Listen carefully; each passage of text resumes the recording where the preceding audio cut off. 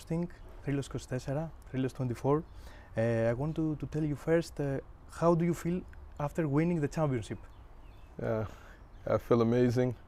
I feel complete. I'm ready to, relax for a few weeks and recover mentally and physically. But I'm also really ready to get back to work, to be honest. After the last semi-final against Monaco, people expressed bad feelings. How did you see that? How have you seen or dealt with the reactions of the people, of fans? I mean, as a fan or as media, it's expected to be hurt. So you can only imagine how we're feeling. The disappointment in Abu Dhabi. But again, it's all about experience, learning from your mistakes, and pushing forward and trying again. What is the motivation to overcome all these feelings and reach the finals with Pau and win the championship? It's kind of the motivation in life of why you do anything. For me, to compete, to be able to compete, it's always an honor and it's always a pleasure, especially to represent such a great club, one of the best clubs to ever exist in the history of this planet. To go out there and to understand that what you're fighting for and the reasons that you do anything is to ultimately learn and to become a champion. So I feel like this was a huge step for everybody in the organization and a good boost heading into next season. Olympiacos had an amazing year in regular season of EuroLeague. What was wrong in one match, semi-final in Abu Dhabi with Monaco? And I ask you that because people and all of Olympiacos fans, we had great ambitions. Great. I don't think anything was wrong, to be honest. To have great ambitions, I think, is the best part of triumph. So now what do? Do we quit? Do we say, we don't try again, we try something different, we try this, and that? Ultimately it's one game, and it's a very difficult game. Some years it's easy, some years it's hard. We haven't figured out the formula for championships, but we figured out a formula to put ourselves in a position to win at the Final Four. Sometimes you're lucky, sometimes you're unlucky, and we've just been relatively unlucky, but for the past 5 years we've been the most consistent team in Europe. In the semi-final, after the semi-final, we saw a superstar, Evan Fournier, crying. Even Vasilis Panoulis went hug her and talked to her.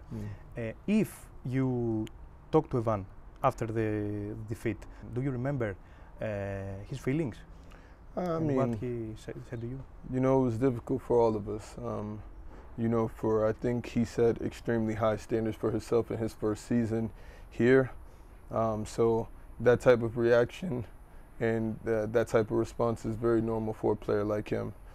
For others, for me, it's a complete reset. If I have the pleasure to, stick with the team, then it's okay, on to the next one. And after so many Final Fours and having to go through that gauntlet of pressure and wanting something, if every time you had this emotion, for players that have been there before, it's hard to reset. But that first time, because I remember the first time, especially when we lost on the buzzer beater, it was devastation.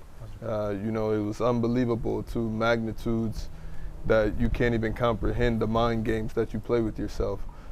So for me, what he had to deal with all season long and the chip that he had on his shoulder, it's just more fuel to the fire for him. Do you believe that the Final Four required a different approach than the regular season? No. I don't think leading up to it we would change a thing as far as the preparation. Now, in-game tactics, as far as whether we should have done this or whether we should have done that. Coach gets a lot of hatred in the press for decisions that he makes, but as a team, we all agreed that had nothing to do with Coach. That was more so our mentality and us not playing the way that he wanted us to play in that game. Olympiacos went to 4 consecutive Final Fours. It's a strange feeling. Come so close, but they didn't get it. That's, especially in Kaunas. We were a shot away. Do you believe that Olympiacos must win a EuroLeague in order to its 100% success?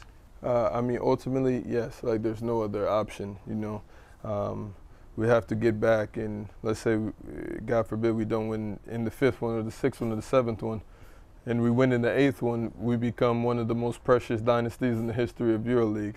You know, it's easy to say that, oh, we should do this or we should do that, but you know, it's not an easy thing to get to the Final Four. But if you're spoiled as a fan or as media in Greece to even have the opportunity to, you know, you guys are getting more work every year that we go, and more opportunities and more things to talk about. So I think it's better that we go, and you know, it's better to have fight and lost than to never fought at all, you know. So, and I live by that quote, you know, life is random, very random.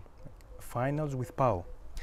In the third game in Oaxaca, we had something incredible, but also very dangerous. We think that's non-stopping Fournier with Disqualifié. And suddenly, Fournier looked to Nan, and you go to Fournier, just όπως λέμε στα ελληνικά, το αγκαλιάζεις, αγκαλιά, and all stopped there. Yeah. What was he thinking at the moment? And your thought? I knew what Evan was thinking, and I probably knew what Nun was thinking.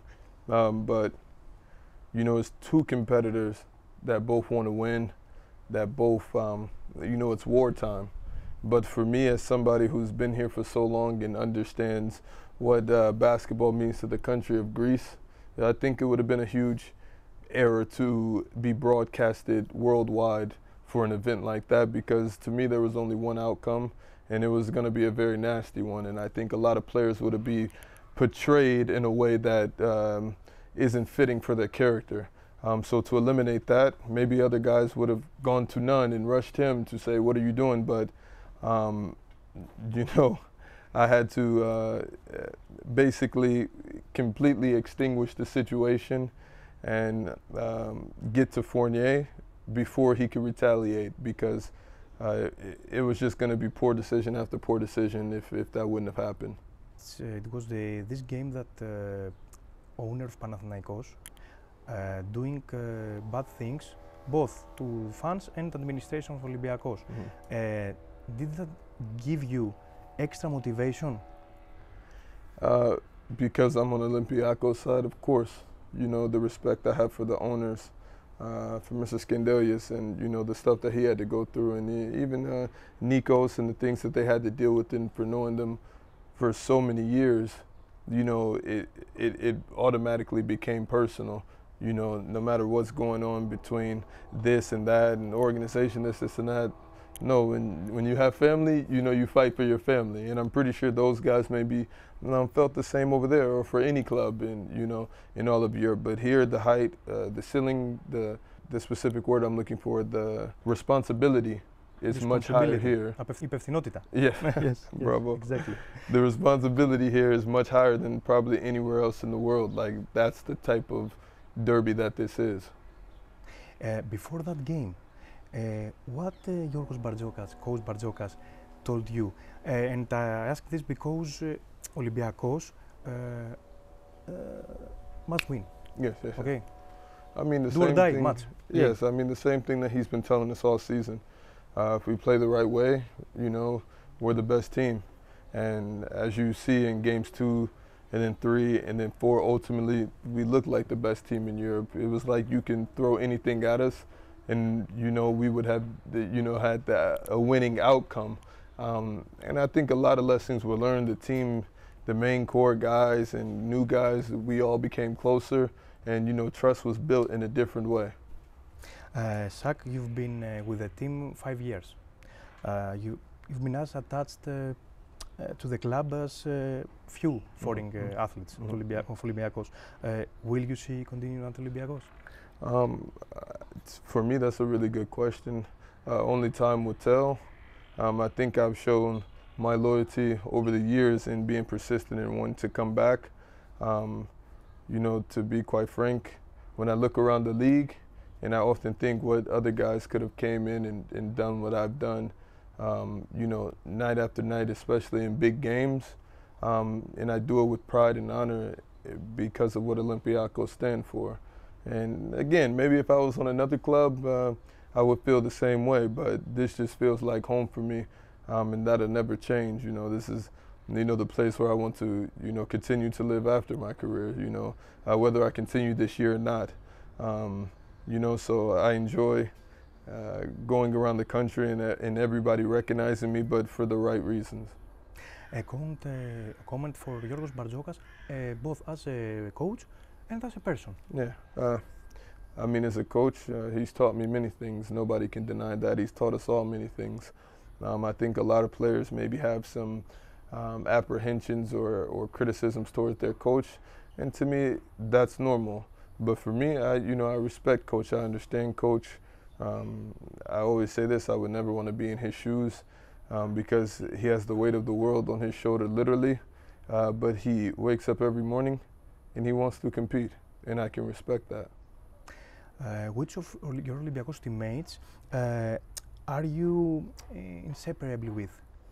Man, to be honest, as the years go on and on, you start to get closer to guys that maybe in the first 3 or 4 years you weren't so close with, but then you realize it looks like both of us aren't going anywhere, so we might as well, you know, get closer. But you know, I always gravitate to the new guys, no matter who they are, whether it's the super young guys that are 18 or 19 preparing for college, or it's new guys coming into the system and not knowing what to expect from Coach, and me trying to tell them, hey, this is what's going to happen, so you might as well prepare for it and don't complain. And if you do, keep it to yourself.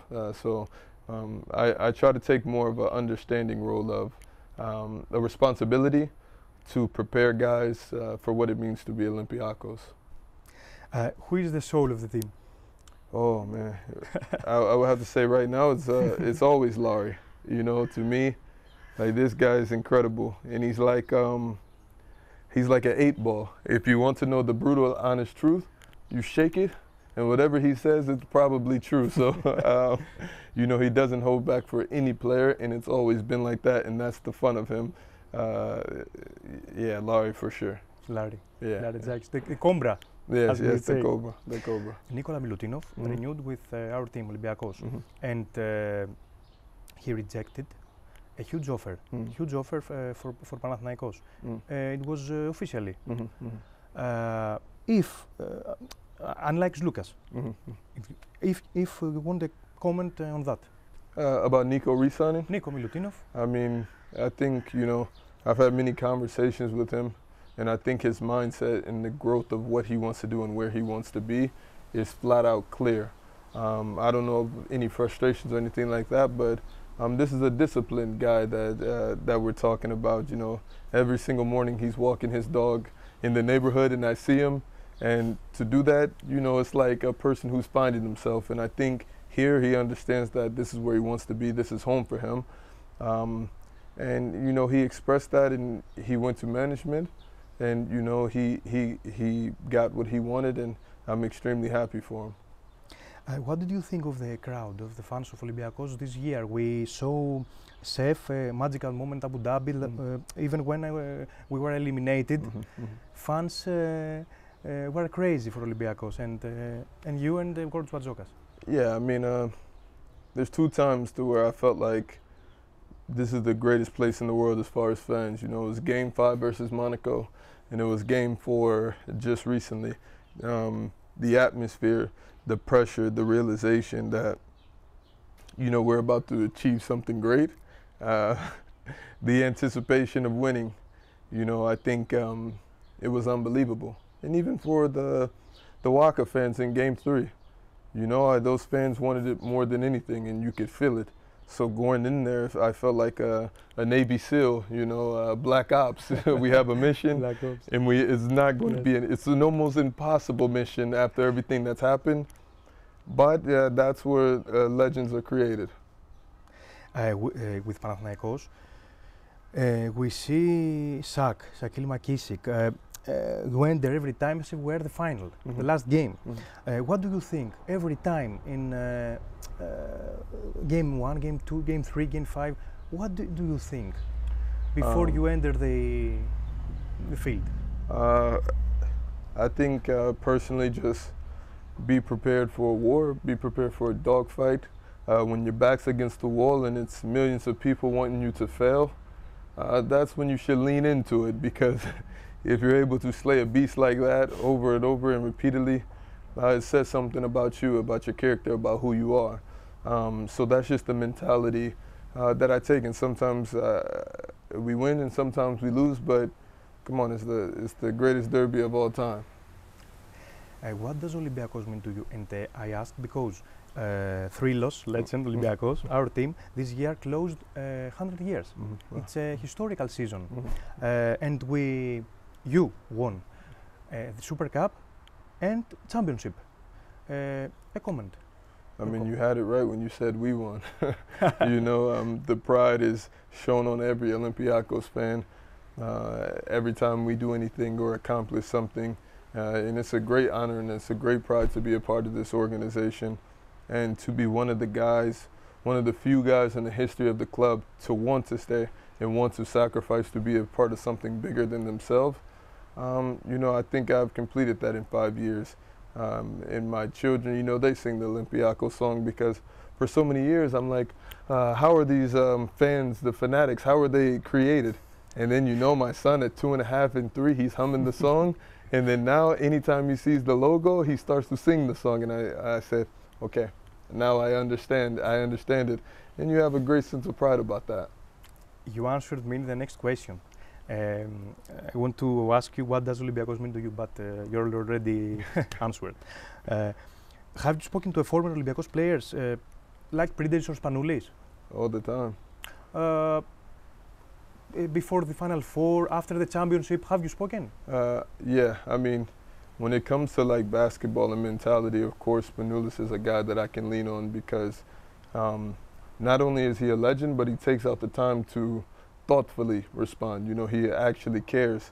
There's so much mutual respect there. And to be one of the lucky ones to play with him in his final season, the things that I've seen, the things that I learned, the things that I asked about, like, wow, what is this or what is that? You know, when you have a legend like this in front of you, you have to take advantage of it and, you know, squeeze the orange as hard as you can, that somebody has played at such a high level. In Printezis, you know, we see each other in zeros, you know, we have conversations here and there. You know, he's always the first one to congratulate me. So for me, I think I'm one of the, you know, luckiest foreigners in the history of the club to be able to have these type of relationships. I don't take them for granted. Which player do you consider the best in the history of Olympiacos in basketball? Which player? Which player? Maybe it's Greek or foreign. Okay. Well, I mean, for me, it's just like you have to go with the two retired legends, you know, that have their jerseys, both Spanoulis and Printezis. You know, I'm waiting to have a moment like that in EuroLeague to really close, you know, the chapter, to be up there, you know, but who knows what the future holds. But everything that those two guys and even other guys, you know, like Pop, what they mean to Olympiacos, you know, it's captain. You know, it's like a treasure chest of you know, pride and responsibility that they have all taken into making sure that we understand what it means to be Olympiacos, and I appreciate them for that, to be honest. Do you watch other Olympiacos sports? Well, I mean, I'm a few friends, you know, I have a few friends. I was watching volleyball. Volleyball? Yes, a couple seasons ago. Of course, with Rodney, I pay close attention. It's the first time I get on Google to check the stats and the scores and stuff to see how he did, or I'll text them. But the first thing everybody does is tell me about him. You know, and because we live so close and, you know, we've gotten to know each other over the years, I always wish him the utmost respect, and everything that he's done with the football club it's magical and it's unbelievable. Apart from the Rodinei, okay, do you know or talked with athletes, players from other sports, generally? No, I just meet them. Mm-hmm. You know, it's kind of hard when, you know, with our schedule to kind of meet up and get to know everybody. I'm always tired and inside the home, but, you know, if I'm out and I see somebody, of course, I'm cordial. We meet and we greet. I have a few photos with a few Greek legends on and off the basketball court that I've never posted, but I just keep them for me. Okay. Everything isn't for the world to see, you know, so. Rodinei. Mm-hmm. It's more Greek than Greeks. Mm-hmm. In Ελλάδα του, as we say, πιο Έλληνας και από τους Έλληνες. Yes. His favorite song Παρσέλινος, μαθαίνει ελληνικά, διαρκώς, έτσι. Your comment, it's a great guy. Yeah, Rodney is, Rodney's a really good guy, you know. He's a really fun guy. You know, he bleeds Olympiacos, and, you know, not only that, but he backs it up on the pitch. So for me, you know, like I said, I'm super excited for all his success, and I hope he gets whatever he wants in life. You know, him and his wife Nina, and you know, they have a beautiful family. You know, and our kids go to the same school, so I always see his daughters, and you know, you're happy to see the respect that he gets inside the country. And my comment, our comment, I think, beautiful family, such as yours. Okay. Thank you. Sak, do you want to tell us what your expectations from Olympiacos, what you want in coming years for the team, and want a message for Olympiacos fans? I think the message is, you know, be patient. You know, all good things take time. You know, we have. I think some of the best owners in the world, and you know, I greatly appreciate everything that they do for us, do for my teammates, do for the coaching staff. You know, and I think we have an amazing coach in Coach B, who's brought a very specific philosophy to the team. So we just have to be patient. Everything isn't gonna go how you want it to, as in life. You know, if you go outside and ask the first 20 people for $1 million, they're all gonna say no. I don't know, but maybe the 8,000 person you see, maybe they say yes. You know, who knows? But that's just how life goes. And I know it's frustrating at times, but we fight. That's what we do. A question about Philippe Petrouchev. Philippe Petrouchev leaves from Olympiacos, left. And if you know why it was all okay in the locker rooms, or it was just an option? I mean, me and Phil had a normal... Whatever you want to say. Yes, me and Phil had a very normal relationship, and I think amongst the teammates, you know, maybe he wanted a bigger role. Maybe all of us want a bigger role, you know. That's on a team like this one with so many great players, who's to say that you're better than another person, because maybe they feel that same way about you. So I think if he wanted to go to a different team and have a bigger role, that's his, you know, that's his decision to make, you know, as well as far as any of us. So I think it's normal, you know, how he felt. So, you know, that's for him to figure out, and he's had great success at Red Star, and you know, I enjoy watching him play, and I'm also looking forward to watching Moses Wright play this year. Is any player that you can cooperate with closed eyes, με κλειστά μάτια, που λέμε στην Ελλάδα? Yeah, of course. Tom. Thomas Walker. Yeah, as far as like on the court, you know, we've been by each other's side so many years that I know pretty much exactly what he's going to do. Except for that pass, I think in game 2 he threw it to me in the corner, and I was not expecting that. But you know, he was out for some time, and I went up to him and I said, "My bad, brother. That one was on me. I should have known that was coming. It was clear as day." But yeah, I think Tom, of course, Sasha. You know, yeah. So you know, those two guys and Mustafa. Just because we've been together, you know, for so long. And the person that I enjoy not knowing what they're going to do, of course, is Larry. You always got to have a wild card in the deck. So I appreciate that about him. Remember me, to my eyes, you, because such as you is a beast, but with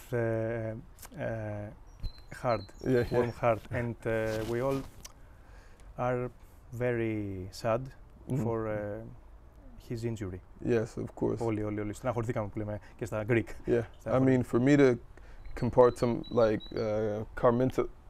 compartmentalize that injury, because when you come so close to a player, it's very difficult in that moment because you kind of know. And all I could do after was immediately call them.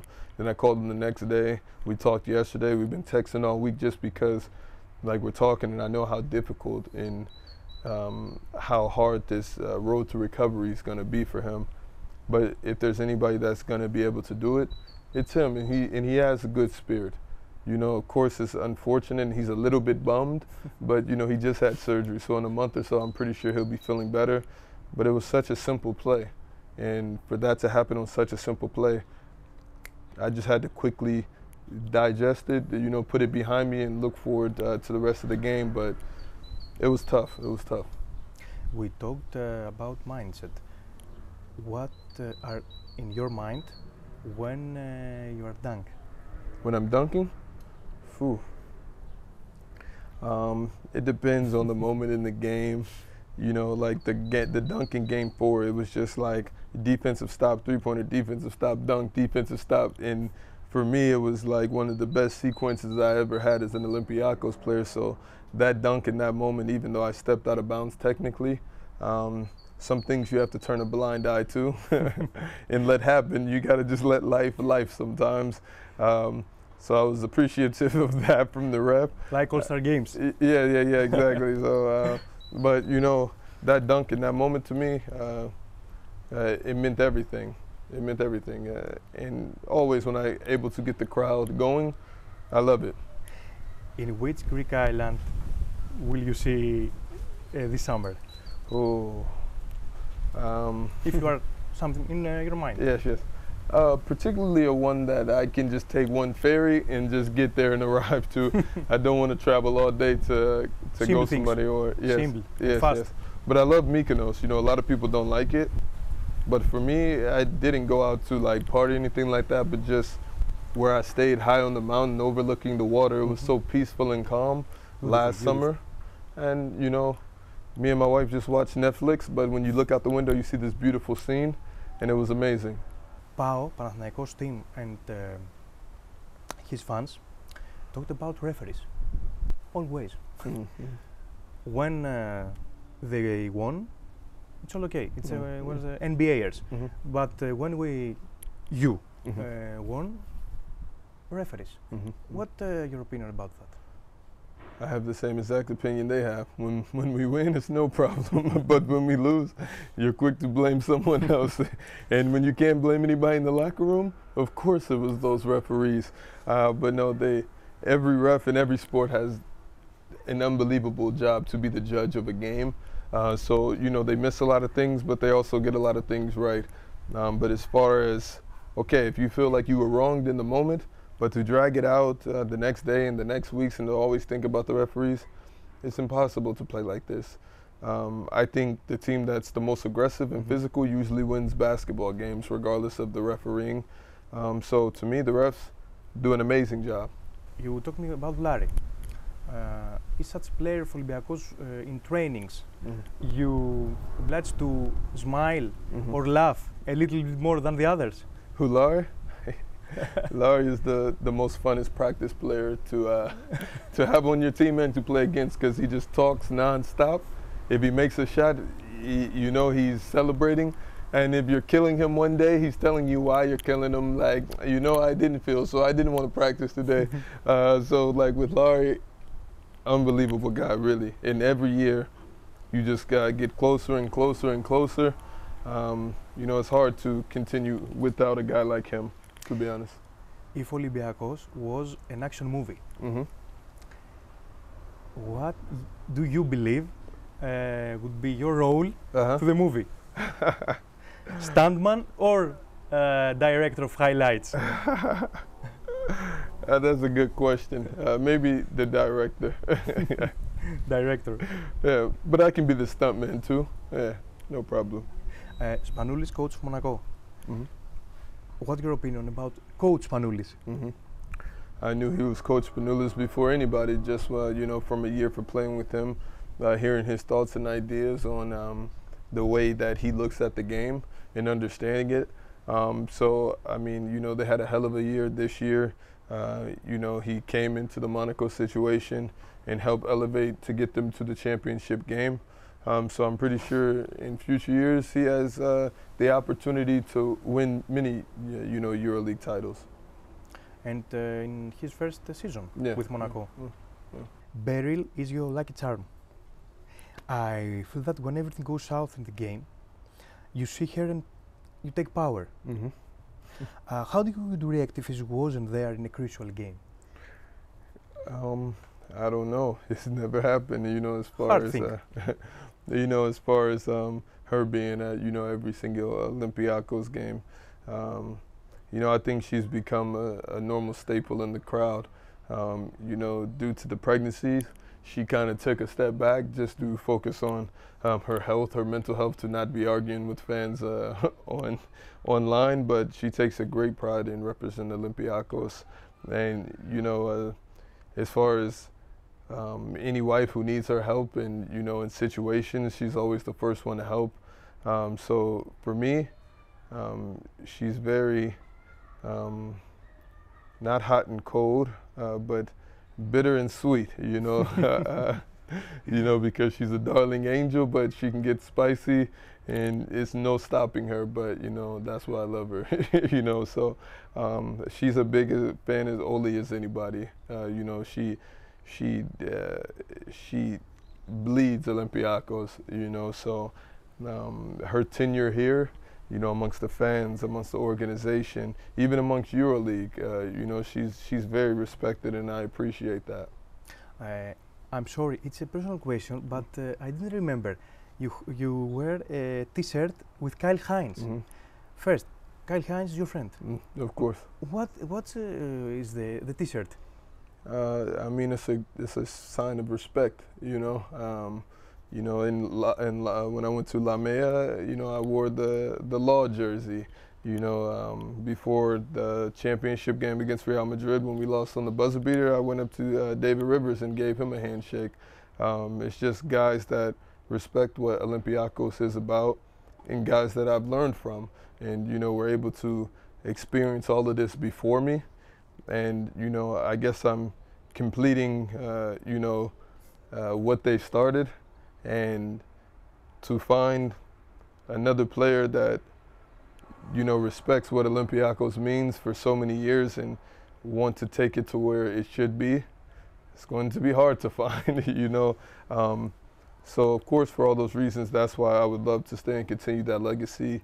And, you know, but at the same time, we will see what happens. This is a big summer for me as far as mentality, psychology, physically, to overcome anything that's standing in my way. And I've never been so ready for the challenge ever.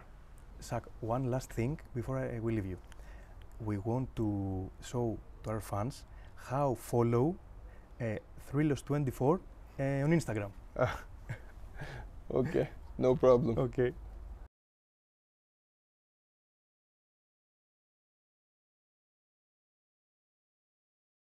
Zach, it's a great honor that you are interviewing with us.